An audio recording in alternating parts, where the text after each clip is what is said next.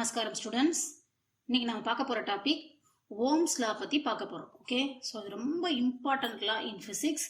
So இந்த base தெரியல அப்படின்னா எலக்ட்ரிக்கல் ஃபீல்டில் நம்மளால் எதுலேயுமே ஒர்க் பண்ண முடியாது. ஓகே, ஸோ அந்த லாவில் என்னெல்லாம் சொல்லியிருக்காங்க, அதோடைய யூசஸ் என்ன, அதோடைய பர்பஸ் என்ன, அதெல்லாம் பற்றி பார்க்கலாம். ஓகே, ஸோ இந்த வீடியோலையே வாட் இஸ் ரெசிஸ்டன்ட், அதோடைய எஸ்ஐ யூனிட் என்ன, அதை வச்சு ஒரு சின்ன ப்ராப்ளம் கூட சால்வ் பண்ணி காமிக்கிறேன். ஓகே, ஸோ இந்த வீடியோ பார்ட் 4. இதுக்கு முன்னாடி பார்ட் 3 வரைக்கும் இந்த எலக்ட்ரிசிட்டி லெசன்ல இருந்து 3 வீடியோஸ் அப்லோட் பண்ணியிருக்கோம். ஓகேவா?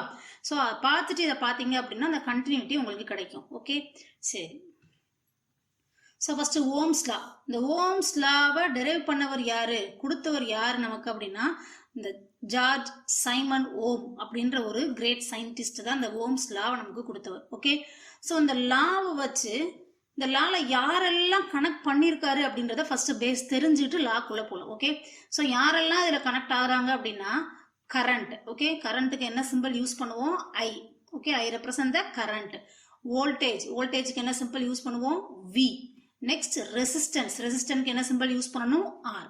ஓகே, ஸோ இந்த கரண்ட், வோல்டேஜ், ரெசிஸ்டன்ட் இவங்க 3 பேருக்குள்ள ரிலேஷன்ஷிப்பை சொல்லக்கூடிய அற்புதமான லா தான் இந்த ஓம்ஸ் லா. ஸோ உங்களுக்கு கொஸ்டின்ஸ்லேயே சம்டைம்ஸ் எப்படி கேட்பாங்க அப்படின்னா டெரைவ் ஓம்ஸ் லா அப்படின்னு கேட்டாலும் இவருடைய லாவை தான் எழுதணும். இல்லை right the relation between the current, voltage and resistant அப்படின்னு கேட்டாலும் இந்த ஓம்ஸ் லாவை தான் எழுதணும். ஓகே, ஸோ இப்படியும் ட்விஸ்ட் பண்ணி கேட்க சான்சஸ் இருக்கு. ஸோ தெரிஞ்சுக்கோங்க, இந்த 3க்குள்ள ரிலேஷன்ஷிப்பை சொல்றது யாரு அப்படின்னா இந்த ஓம்ஸ் லா தான். ஓகேவா? சரி, இப்போ இவங்க 3 பேருக்குள்ள ஐ, வி, ஆர் இவங்க 3 பேருக்குள்ள என்னெல்லாம் ரிலேஷன்ஷிப் சொல்லியிருக்காரு அப்படின்றத பத்தி பார்ப்போம். ஸோ இந்த லாவில் என்ன சொல்றாங்க அப்படின்னா at a constant temperature. So இதுதான் ரொம்ப முக்கியம். ஓகே, ஸோ எப்போதான் இந்த லா ஒபே பண்ணும் அப்படின்னா அட் கான்ஸ்டன்ட் டெம்பரேச்சர், டெம்பரேச்சர் கான்ஸ்டன்டா இருக்கும்போது தான் இது நடக்கும். ஓகே, என்ன நடக்கும்? The study of current I flowing through the conductor is directly proportional to the potential difference V between the 2 ends of the conductor. Okay, so இப்போ யார் 2 பேரையும் சொல்லிட்டாங்கன்னு பாருங்க. ஐ அண்ட் விஏ சொல்லிட்டாங்க. எப்படி சொல்றாங்க? ஐ ஃப்ளோயிங் த்ரூ த கண்டக்டர். ஒரு conductor எடுத்துக்குவோம், அந்த கண்டக்டர்ல ஐ அப்படின்ற ஒரு கரண்ட்டை நான் ஃப்ளோ பண்றேன். ஓகே, ஸோ அந்த கரண்ட்டை இங்க பாஸ் பண்றேன். ஓகேவா? ஸோ அந்த கண்டக்டருடைய 2 எண்ட்லையும் என்ன கனெக்ட் பண்ணிருக்கேன் அப்படின்னா பொட்டன்ஷியல் டிஃபரன்ஸ் கனெக்ட் பண்ணிருக்கேன். ஓகே, ஸோ பொட்டன்ஷியல் டிஃபரன்ஸ்னா என்ன அப்படின்றது லாஸ்ட் வீடியோல பார்த்தோம். கரண்ட்னா என்ன அப்படின்றதையும் லாஸ்ட் வீடியோல பார்த்தோம். ஓகேவா? ஸோ ஐனா என்ன, வீணா என்னன்றது நமக்கு தெளிவா தெரியும். ஸோ இவர் என்ன சொல்ல வராரு? I directly proportional to the potential difference V அப்படின்னு சொல்றாரு. So I directly proportional to V. அப்போ இதுக்கு என்ன மீனிங்? டைரக்ட்லி ப்ரொபோர்ஷனல் அப்படின்னா என்ன meaning? So left side increase ஆச்சு அப்படின்னா ரைட் சைடும் இன்க்ரீஸ் ஆகும். லெஃப்ட் சைடு டிக்ரீஸ் ஆச்சு அப்படின்னா ரைட் சைடில் இருக்கக்கூடிய வேல்யூவும் டிக்ரீஸ் ஆகும். ஸோ கரண்ட் அதிகமாக ஃப்ளோ ஆச்சு அப்படின்னா பொட்டன்ஷியல் டிஃபரன்ஸும் எப்படி இருக்கும்? அதிகமாக இருக்கும். கரண்ட் கம்மியாக ஃப்ளோ ஆச்சு அப்படின்னா பொட்டன்ஷியல் டிஃபரன்ஸுடைய வேல்யூவும் எப்படி தான் இருக்கும்? கம்மியாக தான் இருக்கும். ஸோ இந்த கான்செப்டை ஃபர்ஸ்ட் நல்லா தெரிஞ்சுக்கோங்க. ஓகேவா? சரி, இப்போ இது 2ஐயும் அவருடைய லால சொல்லிட்டாரு. இன்னும் ஒரு பொருள் என்ன மிஸ் ஆகுது? ஆர் அப்படின்ற டேர்ம் அவர் இன்னும் யூஸ் பண்ணல. ஸோ இங்க என்ன சொல்ல வர்றாரு அப்படின்னா I inversely proportional to 1/r, inversely proportional to the resistant அப்படின்னு சொல்ல வர்றாரு. அப்போ ஒரு ரெசிஸ்டன்ட் அதிகமா இருந்தது, ரெசிஸ்டன்ட் அப்படின்னா தடை பண்றது, மின் தடை அப்படின்னு அர்த்தம். ஸோ அது அதிகமா இருந்தது அப்படின்னா கரண்ட் கம்மியா இருக்கும், கரண்ட் ஃப்ளோ ஆகிறது கம்மியா இருக்கும். இதுவே ரெசிஸ்டிவிட்டி கம்மியா இருந்தது அப்படின்னா ஃப்ளோ ஆஃப் கரண்ட் எப்படி இருக்கும் அப்படின்னா அதிகமா இருக்கும். ஸோ இதை எப்படின்றத நான் உனக்கு சொல்லித்தரேன், அப்பதான் அந்த ஃபார்முலா உன்னால அண்டர்ஸ்டாண்ட் பண்ண முடியும். பட் இப்போ இதை தெரிஞ்சுக்கோ. I directly proportional to V and inversely proportional to R அப்படின்னு சொல்றாங்க. இங்க ப்ரொபோர்ஷனலை மட்டும் கட் பண்ணலாம், ஆனா நம்ம எந்த கான்ஸ்டன்ட்டும் ஆட் பண்ண போறது கிடையாது. ஸோ இங்க என்ன சொல்லலாம் அப்படின்னா I equal to V divided by R. Okay, இந்த கான்செப்ட் புரியுதா? I equal to V by R. So ஒரு கண்டக்டர் எடுத்துக்கிறீங்க, அந்த கண்டக்டர்ல நார்மலா எந்த கண்டக்டர் அப்படின்னாலும் it have the natural resistance. நேச்சுரலாவே அவங்க கிட்ட ஒரு ரெசிஸ்டிவிட்டி கண்டிப்பா இருக்கும். வெதர் இட் இஸ் அ மெட்டலா இருந்தாலும் கூட. ஸோ காப்பர் வந்து நல்ல குட் கண்டக்டர் அப்படின்னு சொல்றோம். ஓகே, அதுல கூட ஒரு சின்ன சின்ன ரெசிஸ்டன்ஸ் நேச்சுரலாவே இருக்கும். அவங்க என்ன பண்ணுவாங்க, அந்த ஃப்ளோ ஆஃப் எலக்ட்ரானை தடுப்பாங்க, தடுத்து இப்படி அனுப்பி விடுவாங்க. ஓகே, நேச்சுரலாவே இருக்கும். ஸோ இந்த ரெசிஸ்டிவிட்டி கம்மியா இருந்தது, இந்த ரெசிஸ்டன்ஸ் கம்மியா இருந்தது அப்படின்னா flow of electrons that is a current எப்படி இருக்கும் அப்படின்னா அதிகமா மூவ் ஆகும்.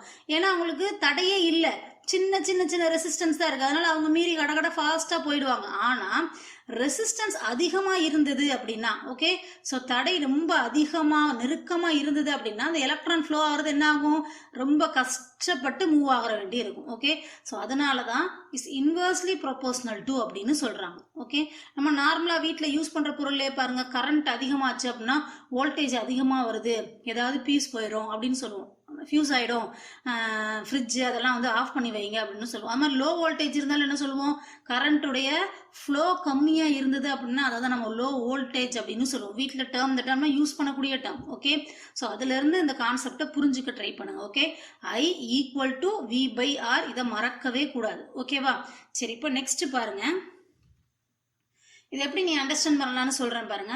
So it is a conductor, இந்த எல்லோ லேயர் வந்து கண்டக்டர் அப்படின்னு இமேஜின் பண்ணிக்கோங்க, இதெல்லாம் கண்டக்டர். ஓகே, ஸோ இந்த கண்டக்டர்ல I அப்படின்ற ஒரு கரண்ட்டை நான் ஃப்ளோ பண்றேன். ஓகே, I அப்படின்றத நான் ஃப்ளோ பண்றேன், இந்த ரெட் பால் தான் I அப்படின்னு வச்சுக்கோங்க. ஓகேவா, ஸோ உங்க I ஃப்ளோ ஆகிட்டு இருக்காங்க. இப்போ நம்ம பொட்டன்ஷியல் டிஃபரன்ஸ் கொடுக்கணும்ல, பொட்டன்ஷியல் டிஃபரன்ஸ்னா என்ன, the difference between the 2 points. ஒரு எனர்ஜி லெவல்ல இருந்து இன்னொரு எனர்ஜி லெவலுக்கு ஒரு சார்ஜ் நான் கொண்டு போகும்போது ஒரு ஃபோர்ஸ் அப்ளை பண்றேன் நான். ஓகே, ஸோ அந்த சார்ஜ் அங்கே கொண்டு போயிட்டேன்.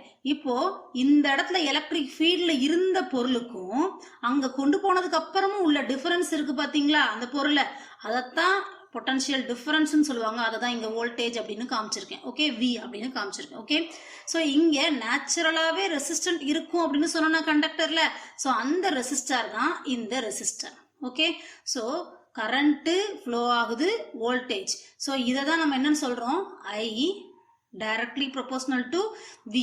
இது ஃபாஸ்டா மூவ் ஆச்சு அப்படின்னா வோல்டேஜ் எப்படி ஆயிட்டே இருக்கும், அதிகமாயிட்டே இருக்கும், எனர்ஜியும் அதிகமாயிட்டே இருக்கும். Okay, so I inversely proportional to resistant. Okay, so I ஃபாஸ்டா மூவ் ஆச்சு அப்படின்னா இங்க ரெசிஸ்டிவிட்டி என்ன ஆகும், என்ன ஆகும், குறையும். ஏன்னா இவ்வளவு தூரம் கூட அந்த ரெசிஸ்டிவிட்டி இருக்காதுன்னு அர்த்தம். இதுவே I ரொம்ப ஸ்லோவாக தான் மூவ் ஆகக்கூடிய சுச்சுவேஷன் அப்படின்னா ரெசிஸ்டிவிட்டி எப்படி இருக்கும் அப்படின்னா ரொம்ப அதிகமாக இருக்கும். ஸோ அந்த பேஸை புரிஞ்சுக்கோங்க. ஓகேவா, சரி, நெக்ஸ்ட் வாங்க. இந்த ஓம்ஸ் லாவை எப்படி ஈஸியா ஞாபகம் வச்சுக்கிறது, ஸோ யாரெல்லாம் ரிலேட் பண்ணுன்றது தெளிவா தெரிஞ்சிருக்கணும்.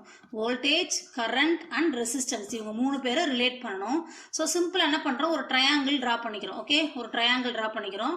அந்த ட்ரையாங்கிள்ல மேல ஒரு குட்டி ட்ரையாங்கிள் வர மாதிரி ஒரு சின்ன பீஸ் போட்டுக்கோங்க, இது ரெண்டையும் கனெக்ட் பண்ணிக்கோங்க. ஓகே, ஸோ இதுல கூட நிறைய பேர் கன்ஃபியூஸ் ஆகி இப்படி போடணுமா மிஸ் அப்படிலாம் வரும், டவுட் வரும். ஸோ இதை ஞாபகம் வச்சுக்கோ, மேல ஒரு குட்டி ட்ரையாங்கிள் வரணுன்றதை ஞாபகம் வச்சுக்கோ. ஓகே, ஸோ இந்த ட்ரையாங்கிளுக்கு ஆப்போசிட்டா இப்படி இப்படி இருக்கக்கூடியதுக்கு ஆப்போசிட்டா இப்படி ஒரு லெட்டர் போடணும், அப்போ V. ஓகே, அண்டர்ஸ்டாண்ட் பண்ண முடியுதா?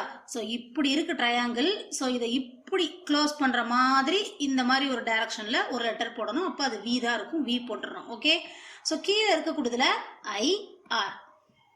ஓகேவா, சரி, இப்போ இதுல இருந்து எப்படி ஃபார்முலா வருது அப்படின்னா, இப்போ உங்களுக்கு கொஸ்டின் V தான் வேணும் அப்படின்னா, ஓகே, ஸோ V வேணும் அப்படின்னா என்ன ஆன்சர் அப்படின்னா, பேலன்ஸ் என்ன இருக்கு, ரெண்டும் IR. ஸோ இப்படி இந்த டைரக்ஷன்ல இருந்தா இதுக்கு இடையில மல்டிப்ளிகேஷன் இருக்கு அப்படின்னு அர்த்தம். ஓகே, அப்போ V ஈக்குவல் டு IR அப்படின்னு எழுதிடுவீங்க. ஸோ நெக்ஸ்ட் எனக்கு I தான் வேணும், I கண்டுபிடிக்கணும் அப்படின்னா பேலன்ஸ் இருக்கக்கூடியது என்ன, இதை மறைச்சிருங்க, பேலன்ஸ் இருக்கக்கூடியது என்னது, VR. ஸோ இவங்க 2 பேரும் பார்க்கறதுக்கு எப்படி இருக்காங்க, V/R அப்படின்னு இருக்காங்களா, அந்த இடையில கூட கன்சிடர் பண்ணுங்க. So I equal to V/R. Next ஒரு சான்ஸ் என்ன, ரெசிஸ்டன்ஸ் வேணும் எனக்கு, அப்போ இதை மட்டும் கழிச்சிட்டு மிச்சம் என்ன இருக்கு, V பார்க்க எப்படி இருக்கு, by I. So R equal to V/I. So இந்த ஓம்ஸ் லாவையே இந்த 3 டிஃபரண்ட் ஃபார்ம்ல எழுதலாம், எதை எழுதினாலும் கரெக்ட். ஓகே, ஸோ இதுல 3ல நீ எதை யூஸ் பண்ணி ஓம்ஸ் லா எழுதினாலும் ஆன்சர் கரெக்ட். ஓகே, ஸோ இதை ஞாபகம் வச்சுக்கோங்க, இந்த ட்ரிக்கையும் யூஸ் பண்ணிக்கோங்க. ஓகேவா, சரி, நெக்ஸ்ட் பாருங்க. இப்போ ரெசிஸ்டன்ட்னா என்ன அப்படின்னு தெரிஞ்சுக்கோங்க. ஓகே, ரெசிஸ்டன்ட்னா என்ன அப்படின்னா நான் ஃபர்ஸ்டே சொன்ன மாதிரியே தான். ஸோ எந்த ஒரு மெட்டீரியலா இருந்தாலும் அதுக்குள்ள அதை அப்போஸ் பண்ற மாதிரி, உள்ள இருக்கக்கூடிய ஃப்ளோ ஆஃப் சார்ஜஸ் அப்போஸ் பண்ற மாதிரி கண்டிப்பா ரெசிஸ்டன்ஸ் இருக்கும், ஒரு ஒரு மின் தடை இருக்கும், அதை தான் ரெசிஸ்டன்ட் அப்படின்னு சொல்றோம். So resistance of a material is its property to oppose the flow of charges and hence the passage of current through it. So அந்த கரண்ட் பாஸ் ஆகும்போது அதை என்ன பண்ணுவாங்க, அப்போஸ் பண்ணுவாங்க, எதிர்ப்பாங்க. Okay, it is different in different material, அதை first நல்லா தெரிஞ்சுக்கோங்க. ஸோ எல்லா மெட்டீரியலையும் ரெசிஸ்டன்ஸ் சேமா இருக்காது. மெட்டல்ஸ்லேயே காப்பர்ல ரெசிஸ்டன்ஸ் வேற மாதிரி இருக்கும், அலுமினியம்ல ரெசிஸ்டன்ஸ் வேற மாதிரி இருக்கும். இப்போ இதை காப்பரை conductor, it is a good conductor அப்படின்னு சொல்றோம். ஏன் அப்படின்னா அது நேச்சுரலாவே ரெசிஸ்டிவிட்டி எப்படி இருக்கு, கம்மியா இருக்கும் ரெசிஸ்டன்ஸ். ஆனா இன்சுலேட்டரை எடுத்துக்கோங்க, இன்சுலேட்டரால கண்டக்ட் பண்ண முடியாதுன்னு சொல்றோம். ரீசன் என்ன அப்படின்னா அதுல ஃபுல்லா எப்படி இருக்கும், ரெசிஸ்டன்ஸ் நிறைய இருக்கும் நேச்சுரலாவே. ஸோ அதனாலதான் அவங்க என்னன்னு சொல்றாங்க, இவங்க கண்டக்ட் பண்ண மாட்டாங்க அப்படின்னு சொல்றாங்க. அண்டர்ஸ்டாண்ட் பண்ண முடியுதா? இவங்ககிட்டயும் ரெசிஸ்டன்ஸ் இருக்கும், பட் என்ன சைஸ்ல இருக்கும், ரொம்ப சின்ன சின்ன சைஸ்ல இருக்கும். அதனால அதை மீறி கரண்ட் என்ன ஆயிடுது, ஃபாஸ்டா மூவ் ஆயிடுது. பட் இன்சுலேட்டர்ல ரொம்ப டைட்டா பார்க்கக்கூடிய ரெசிஸ்டன்ஸ் இருக்கும். அதனால இதை தாண்டி அவங்களால என்ன ஆக முடியாது, கரண்டால மூவ் ஆக முடியாது. அதனால அவங்களை இன்சுலேட்டர் அப்படின்னு சொல்றோம். Okay, from Ohm's law, Ohm's லால இருந்து இப்பதான் பார்த்தோம் இந்த ரெசிஸ்டன்ஸ் ஆர் கண்டுபிடிக்கணும்னா என்ன பண்ணோம், ஒரு தடவை ட்ரை பண்ணுங்க. இந்த ட்ரையாங்கிள் போட்டோம், இதை குட்டி ட்ரையாங்கிள் ஒரு மாதிரி இப்படி போட்டோம், இப்படி கனெக்ட் பண்ணோம். மேலே என்ன லெட்டர் போடணும், இப்படி ஓப்பன் இருந்துச்சு அப்படின்னா இப்படி ஓப்பன்ல வீன்ற ஒரு லெட்டர் போடுறோம், ஐ போடுறோம், ஆர் போடுறோம். நமக்கு ஓம்ஸ் லால இருந்து ஆர் மட்டும்தான் வேணும் அப்படின்னா அதை எப்படி எழுதுவீங்க, இதை மட்டும் மறைச்சிக்கோங்க. மிச்சம் உள்ளது என்ன கிடைச்சிருக்கு, வி பை ஐ கிடைச்சிருக்குதா? ஸோ அதை தான் சொல்றாங்க ஃப்ரம் ஓம்ஸ் லா ரெசிஸ்டன்ட்னா என்னன்னு நம்ம கண்டுபிடிச்சிட்டோம். R equal to V by I. So resistance of a conductor can be defined as the, இதை வச்சே எழுதுங்க, டெரிவேஷன் எழுதுங்க, ratio between. Okay, so ratio ஃபார்ம்ல இருக்குல்ல, விகிதம் ஃபார்ம்ல இருக்கிறதுனால ரேஷியோ பிட்வீன் எது எதுக்கு இடையில இருக்கக்கூடிய ratio, potential difference across the ends of the conductor and the current flowing through it. Okay, I அப்படின்றது current. So the ratio between the potential difference and current flowing through it. இப்படி எழுதுனா கூட நீ answer correct. Okay, so இந்த பிக்சர்ல போட்டு காமிச்சிருக்க மாதிரி தான் இந்த கிரே கலர் பால் எல்லாமே ரெசிஸ்டன்ஸ் அப்படின்னு அர்த்தம். ஸோ இந்த ப்ளூ கலர்ல மூவ் ஆகக்கூடியது எல்லாமே charges, flow of electrons. Okay, so இதை தான் நம்ம கரண்ட் அப்படின்னு சொல்றோம். ஸோ அப்போ இடையில என்ன ஆகுது பாருங்க, இவங்க கிட்ட மோதி மோதி இவங்க என்ன பண்றாங்க, மூவ் பண்றதுக்கு போறாங்க. ஸோ அந்த இடத்துல ஏதோ ஒன்று அவங்கள அப்போஸ் பண்றாங்க. ஸோ அதை தான் என்னன்னு சொல்றோம், ரெசிஸ்டன்ஸ் அப்படின்னு சொல்றோம். ஓகேவா? சரி, நெக்ஸ்ட் பாருங்க. What is the SI unit of resistance? So அந்த ரெசிஸ்டன்ட்க்கு ஒரு எஸ்ஐ யூனிட் கொடுத்தாகணும். என்ன கொடுக்கலாம் அப்படின்னா, இதை ஓம் அப்படின்ற சயின்டிஸ்ட் தான் நிறைய ரிசர்ச் பண்ணி கண்டுபிடிச்சதுனால அவரை ஹானர் பண்றதுக்காக ரெசிஸ்டன்டோட எஸ்ஐ யூனிட்டை ஓம் அப்படின்னு சொல்றோம். ஓகே, ஓம் அப்படின்னு சொல்றோம். இதையே ஒரு சிம்பிளா சொல்லணும் அப்படின்றதுனால இந்த சிம்பிள் யூஸ் பண்றாங்க. இந்த சிம்பிள் நோட் பண்ணிக்கோ, இதை ஓம் அப்படின்றத ரெப்ரசன்ட் பண்ணக்கூடிய சிம்பிள். இது போட்டிருந்தாங்க அப்படின்னா நீ ரீட் பண்ணும்போது என்ன பண்ணணும், ஓம் அப்படின்னு சொல்லணும். ஓகே, ஸோ ஓம்ன்ற சயின்டிஸ்ட் சொன்னதுனால அவருடைய நேம்லயே ஓம் அப்படின்னு வச்சிருக்காங்க. இப்போ ஒரு ஓம் உடைய வேல்யூ என்னன்னு கேட்கறாங்கன்னு வச்சுக்கோங்க. நம்ம ஏற்கனவே பார்த்த மாதிரி தான் கரண்ட் படிக்கும் போது 1 ஆம்பியர்னா என்னன்றதை கண்டுபிடிச்சோம். வோல்டேஜ் பத்தி படிக்கும் போது 1 வோல்டேஜ் ஈக்குவல் டு அப்படின்னு கண்டுபிடிச்சோம். ஸோ அதே மாதிரி இந்த ரெசிஸ்டன்ட்ல 1 ஓம் உடைய வேல்யூ என்ன அப்படின்றது தெரியணும்னு வச்சுக்கோங்க. இப்போ நமக்கு ஃபார்முலா தெரியும், ஆர் ஈக்குவல் டு என்ன போடுவீங்க, திரும்ப ஒரு தடவை ரிமைண்ட் பண்றேன், ட்ரையாங்கிள் போடுவீங்க, இது ஒரு குட்டி ட்ரையாங்கிள், இங்க கனெக்ட் பண்ணுவீங்க, இதுக்கு ஆப்போசிட்ல வி போடுவீங்க, ஐ ஆர், நமக்கு தேவை ஆர். அப்போ R equal to V by ஐன்னு போடுவீங்களா? So R equal to V by I. இந்த ஆர் 1 ஓம் வரணும் அப்படின்னா இங்கெல்லாம் என்ன நம்பர் இருந்திருக்கணும், வோல்டேஜ் 1 வோல்ட் இருந்திருக்கணும், ஐ கரண்ட் என்ன இருந்திருக்கணும், 1 ஆம்பியர் இருந்திருக்கணும். ஸோ 1 ஆம்பியர் கரண்ட்டை 1 வோல்டேஜ் அந்த கண்டக்டருடைய 2 எண்ட்ஸ்லையும் கனெக்ட் பண்ணியிருக்கும் போது 1 ஆம்பியர் கரண்ட் ஃப்ளோ ஆச்சு அப்படின்னா அதில் இருக்கக்கூடிய ரெசிஸ்டன்ஸ் வேல்யூ என்ன அப்படின்னா 1 ஓம் அப்படின்னு சொல்லலாம். ஸோ இதுதான் 1 ஓம் உடைய டெரிவேஷன். Okay, sorry definition. ஓகேவா? சரி, நெக்ஸ்ட் பாருங்க. உங்க புக்லயே ஒரு ப்ராப்ளம் கொடுத்துருக்காங்க. Calculate the resistance of a conductor through which a current of 2 ampere passes when the potential difference between its ends is 30 volt அப்படின்னு கொடுத்துருக்காங்க. ஃபர்ஸ்ட் கிவன் என்னெல்லாம் கிவன் எதெல்லாம் கொடுத்துருக்காங்க, ஐ கரண்ட் கொடுத்துருக்காங்க, என்ன கொடுத்துருக்காங்க 2 ஆம்பியர். அடுத்து பொட்டன்ஷியல் டிஃபரன்ஸ் வி 30 வோல்ட் கொடுத்துருக்காங்க. என்ன கொஸ்டின் கேட்டிருக்காங்க, கால்குலேட் த ரெசிஸ்டன்ஸ் அப்படின்னு கேட்டிருக்காங்க. அப்போ resistant R equal to V by I அப்படின்னு தெரியும். வி அப்படின்றது 30 வோல்ட் கொடுத்துருக்காங்க, ஐ அப்படின்றது 2 ஆம்பியர் அப்படின்னு கொடுத்துருக்காங்க. ஸோ இதை சிம்பிளிஃபை பண்ணிங்கன்னா 15 ஆன்சர் வரும். ஸோ ஆர் ஈக்குவல் டு 15 என்ன சிம்பிள் போடணும், ஓம். இல்லை அப்படின்னா எழுதிடுங்க ஓம்னு. ஓகே, ஸோ இது ரெண்டுமே கரெக்டு. யூனிட் போடலை அப்படின்னா ஹாஃப் மார்க் கம்மி பண்ணிடுவாங்க, பார்த்துக்கோங்க. ஓகே, ஸோ இந்த வீடியோவில் வாட் இஸ் ரெசிஸ்டன்ஸ் அப்படின்னு பார்த்தோம். ரொம்ப இம்பார்ட்டன்ட் லா, ஓம்ஸ் லா பற்றி தெளிவாக பார்த்தோம். ஸோ அதில் டெரைவ் பண்ணக்கூடிய ஒரு சம்மு பற்றியும் சால்வ் பண்ணி காமிச்சிட்டேன். ஓகே, நெக்ஸ்ட் வீடியோவில் எலக்ட்ரிக்கல் ரெசிஸ்டிவிட்டினா என்ன, எலக்ட்ரிக்கல் கண்டக்டிவிட்டினா என்ன அப்படின்றத பற்றி டீட்டெயிலாக பார்க்கலாம். Okay, thank you.